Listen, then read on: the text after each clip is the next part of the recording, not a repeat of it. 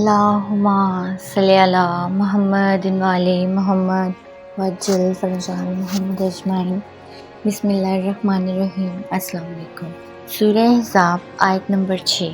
اس آیت میں 2 پوائنٹ بہت امپورٹنٹ ہیں۔ ایک تو حکم کلی، جب کسی بات پہ نبی کا حکم آ گیا نا، پھر کسی اور کا حکم نہیں چلتا۔ نبی نے کہہ دیا من کنت مولا فہذا علی مولا۔ آیا آپ کا دل آمادہ ہے؟ نہیں ہے، لیکن جو حکم نبی نے دے دیا ہے اس کو آپ کو ماننا ہی ماننا ہے۔ نبی نے کہہ دیا کہ کسی کالے کو کسی گورے پہ فضیلت حاصل نہیں ہے، کسی گورے کو کسی کالے پہ فضیلت حاصل نہیں ہے۔ چاہے آپ کے پاس جتنی بھی پاور ہو، جتنا پیسہ ہو، آپ کسی کو اپنے سے اوپر نہیں رکھ سکتے، تصور بھی نہیں کر سکتے۔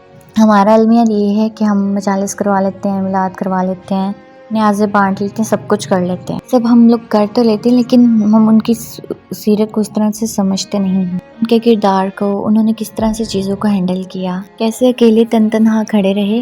مولا علی سے پہلے حضور ہیں، خدا کے بعد اگر کوئی ہے تو وہ حضور ہیں۔ جو حضور کا حکم ہے وہ اینڈ ہے، ہماری جان کے اوپر بھی ان کا حکم ہے۔ اگر حضور پاک نے کہا ہے کہ آپ فلاں جنگ میں جائیں تو آپ جائیں گے، آپ انکار نہیں کریں گے۔ ان کا ہماری جان پہ ہم سے زیادہ حق ہے، یہ حق آپ کسی اور کو نہیں دے سکتے۔ تو یہ سب ہمیں تب پتہ چلے گا جب ہم ان کے کردار کو پڑھیں گے، ان کی سیرت کو پڑھیں گے، ان کے گفتار کو، وہ کس طرح سے چیزوں کو ہینڈل کرتے تھے، ان کے حدیث کے بارے میں ہمیں نہیں پتا، لیکن ہمیں جاننا چاہیے۔ سیکنڈ پوائنٹ جو اس میں آ جاتا ہے وہ ہے نبیوں کی جو ازواج ہیں وہ مومنات کی، مومنوں کی مائیں ہیں۔ ماں تو اپنے بچوں کے سامنے بغیر حجاب کے آ سکتی ہے، تو کیا جو نبی کی ماں ہے وہ بغیر حجاب کے کسی مومن کے سامنے آ سکتی ہے؟ نہیں، وہ تو ماں ہے، نہیں آ سکتی۔ تو اس کا کیا مطلب ہے کہ جب نبی کی بیوی مومنات کی ماں ہے تو وہ والی ماں نہیں ہے جیسے عام شریعت میں جو ہے احکام ہیں، وہ والے احکام ان پہ لاگو نہیں ہوتے، بلکہ یہاں ان کی ڈبل ذمہ داری ہے۔ نبی کے ازواج ہونے کا ان کا سٹیٹس یہ ہے کہ جیسے نبی جو ہیں وہ تمام مومنات کے جو ہیں باپ ہیں، نبی کی ماں جو ہیں وہ یہاں امت کی ماں ہے بانی، تو انہوں نے اپنے سٹیٹس کے مطابق جو ہے وہ کام کرنے ہیں۔ اگر وہ نبی کی بیوی ہے اور ایک امت کی روحانی ماں ہے، پھر وہ سٹیٹس پہ ہیں، اگر وہ فتنہ پھیلاتی ہیں تو کیا ان پہ ڈبل عذاب نہیں آئے گا؟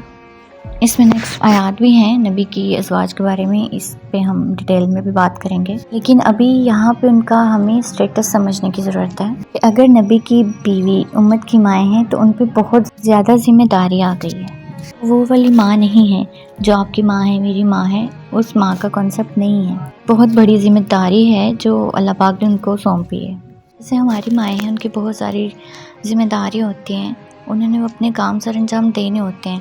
جیسے کسی کا بچہ ہے، اب کچھ بچے اچھے ہوتے ہیں، کچھ نہیں ہوتے ہیں، کچھ کہنے میں ہوتے ہیں، کچھ نہیں ہوتے ہیں، لیکن ماں کے لیے سب برابر ہوتے ہیں۔ اس ماں نے اس بچے کا بھی اتنا ہی کرنا ہے جتنا کہ وہ دوسرا کو کر رہی ہے، چاہے وہ بچی یا بچہ آپ کے کہنے میں ہے نہیں ہے، لیکن آپ نے اپنا حق ادا کرنا ہے۔ ان پہ یہ کہ یہ تمام چیزیں جو ہیں اللہ تعالیٰ نے قرآن پاک میں جو ہیں وہ لکھ دیے ہیں، حکم دیا ہے، تو ہمیں چیزوں کو جاننا چاہیے، سرچ کرنا چاہیے، ہمیں کسی قسم کی کنفیوژن نہیں ہونی چاہیے۔ آیت نمبر 7۔ اس آیت میں اللہ تعالیٰ حضور پاک صلی اللہ علیہ وسلم کو وہ وقت، وہ بات یاد دلا رہے ہیں جب انہوں نے بہت بڑے بڑے نبیوں سے، حضرت نوح سے، حضرت موسیٰ سے، حضرت عیسیٰ سے اور حضرت محمد صلی اللہ علیہ وسلم سے وعدے لیے تھے۔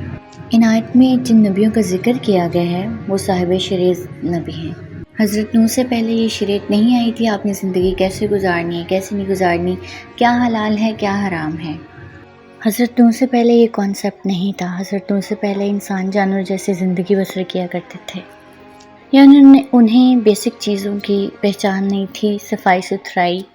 شروع والے نبی دیکھیں، کوئی کپڑا سینا سکھا رہا ہے، کوئی لوہے سے بنی چیزیں بنانا سکھا رہا ہے۔ حضرت نوح علیہ السلام وہ نبی ہیں جن سے شریعت کی شروعات ہوئی، کیا حق ہے، کیا باطل ہے، کیا صحیح ہے، کیا غلط ہے۔ پہلے انسان کا دماغ گرو کر رہا تھا۔ ہم اس ٹائم پہ ہیں جس میں انسان اپنے دماغ، اپنی سوچوں، ہر لحاظ سے عروج پہ ہے۔ ہم لوگ سے 200 300 400 100 سال پرانے جو لوگ تھے، ان سے ہمارا معیار جو ہے سوچ کا وہ بہت ہی ڈیفرنٹ ہے، بہت زیادہ ہے۔ اس دور میں اتنا ان کا معیار نہیں تھا سوچوں کا۔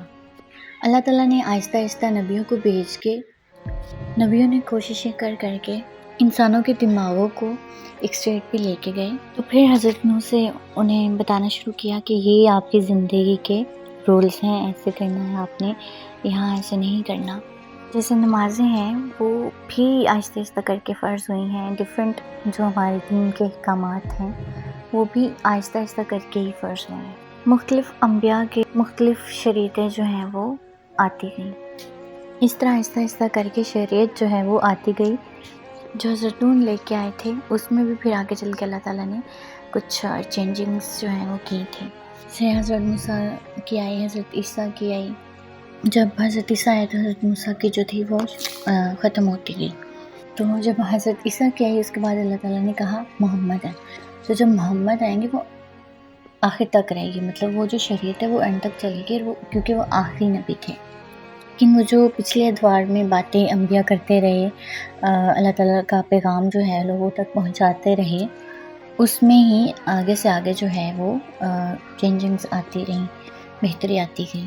جتنے بھی بڑے بڑے انبیاء ہیں ان کے جیسے ان کے اوپر بہت بہت آزمائشیں آتی رہیں۔ حضرت نوح کی آزمائش دیکھیں، انہوں نے 950 سال جو ہے وہ تبلیغ کی، اور اس سے بڑی آزمائش کیا ہے کہ ان کا اپنا بیٹا غلط راستے پہ نکل گیا۔ اس کے بعد انہوں نے کشتی بنائی، کتنے سال بناتے رہے، لوگوں کی اتنی مختلف جتنے اتنی باتیں سنتے رہے۔ ایک نبی حضرت نوح لوگوں کے پاس جاتے تھے اور لوگ اپنی آنکھیں بند کر لیتے تھے، منہ چڑھاتے، مطلب مختلف عجیب و غریب حرکات کرتے تھے، مذاق کرتے تھے۔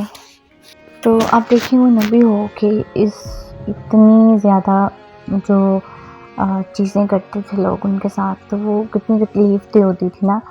تو نبی ہیں، وہ ان کا ایک رتبہ ہے، لیکن وہ انسانوں کے بیچ انسانوں کے روپ میں تھے نا، تو ان کو بھی اس چیز کا کتنا ہوتا ہوگا کہ 950 سال انہوں نے تبلیغ کی، لیکن پھر بھی ان کی کشتی میں جو ہے ان کے کہنے پہ مٹھی بھر جو ہیں وہ لوگ آئے تھے۔ ان کا بیٹا تک جو ہے وہ کشتی میں نہیں آیا، سوار نہیں ہوا، غرق ہو گیا۔ جناب عیسیٰ علیہ السلام سولی پہ چڑھایا گیا اور زندہ، تو اس سے بڑھ کر کیا تکلیف ہے۔ حضرت عیسیٰ وہ جنہوں نے اتنی محنت کی، لال دریا جو ہے انہوں نے وہ پھاڑ دیا، پہلے بحر احمر کو، لوگوں کے لیے کیا کچھ نہیں کیا۔ 40 دن کے لیے لوگوں نے بچھڑے کی پوجا کرنی شروع کر دی۔ تو سارے نبیوں کو، بڑے بڑے نبی ہیں، انہیں آزمائشوں سے، بڑی آزمائشوں سے گزرنا پڑا۔ حضرت محمد کو کتنی مشکلات سے گزرنا پڑا، کتنی آزمائشوں سے گزرنا پڑا۔ منافقین ان کے سامنے تھے، لیکن حضرت محمد صلی اللہ علیہ وسلم ایک اسٹریٹجی کے تحت چل رہے تھے۔ دیکھیں ان کی اولاد کے ساتھ کیا ہوا۔ یہ بہت بڑی آزمائش ہے، یہ آزمائش نہیں ہے۔ مولا علی کی خلافت کا دور، تو یہ سب جو ہے نبیوں کی آزمائش نہیں، تو ہم یہ کہہ سکتے ہیں کہ اللہ پاک کی طرف سے ایک امتحان تھا۔ یعنی آزمائشیں جو ہیں وہ ہم جیسے لوگوں کے لیے ہوتی ہیں، نبیوں کے لیے امتحان ہوتے ہیں، اور ان سے ان امتحانات کا وعدہ جو ہے وہ اوپر ہی لے لیا گیا تھا۔